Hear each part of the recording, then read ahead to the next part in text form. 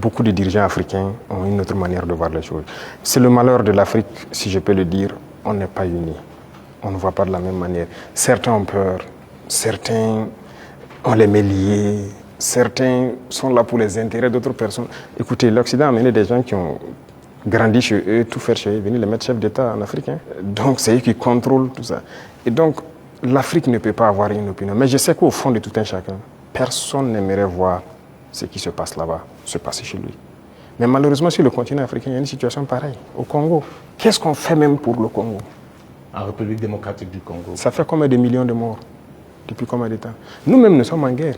Est-ce que vous avez vu des pays africains même porter la voix pour le Burkina depuis les 10 années passées? C'est rare. C'est rare.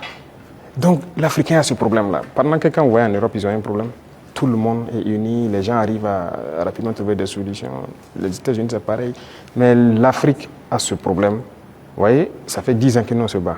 Vous n'avez pas entendu quelqu'un porter la voix du Burkina au niveau des institutions internationales, et quoi que ce soit, ni le Mali, ni le Niger.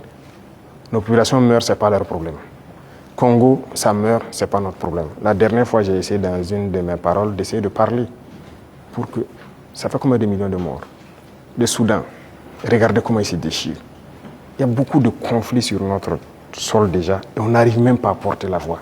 Donc, comment on va aller porter la voix des autres?